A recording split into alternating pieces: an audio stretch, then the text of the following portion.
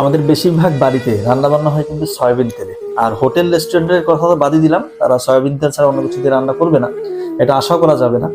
কিন্তু আমরা নিজেরা কেন এই ভুলটা করছি? সয়াবিন তেলের মধ্যে রয়েছে ওমেগা 6 ফ্যাটি অ্যাসিড।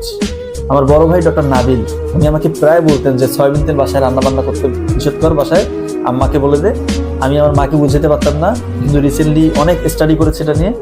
ভাই আমাকে বলতো আগে থেকে, এখন দেখতেছি এখানে রয়েছে ওমেগা 6 ফ্যাটি অ্যাসিড, যেটা কিনা আমাদের শরীরের মধ্যে ইনফ্লামেশন, প্রদাহ তৈরি করে।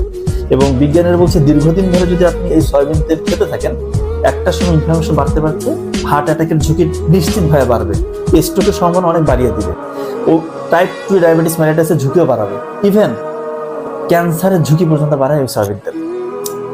এরপর দেখেন, আমরা প্রতিনিয়ত ছোটবেলা থেকে এখন পর্যন্ত বেশিরভাগ জনই দেখবেন যে আমরা সয়াবিন তেলের রান্না বান্না খাচ্ছি, এবং অ্যাসিডিটির পরিমাণ এত বাড়ায়।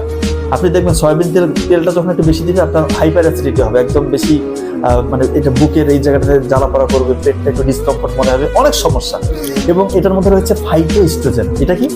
এটা ছেলেরা যদি খান, এই সয়াবিন তেল যদি দীর্ঘমেয়াদী খান, ফাইটোএস্ট্রোজেনের পরিমাণ বাড়ার কারণে টেস্টোস্টেরন হরমোন কমে যাবে, একদম ডেফিনেটলি কমবে। যারা এটা বুঝে তারা জানে ফাইটোএস্ট্রোজেন বেড়ে গেলে টেস্টোস্টেরন হরমোন অটোমেটিক কমবে। এবং এটা কিন্তু আমাদের ফ্যাটি লিভারের সম্ভাবনা অনেক বাড়িয়ে দেয়, অর্থাৎ লিভারটা আপনার একটা সময় গিয়ে ঠিকঠাক কাজ করবে না। ইভেন কিডনির উপর একটা বিরূপ প্রভাব পড়ে। আল্লাহ মাফ করুন, কিডনি যে এত বেশি বাংলাদেশে ক্রনিক কিডনি ডিজিজের রোগী, আমার তো মনে হয় সয়াবিন তেল একটা অন্যতম কারণ।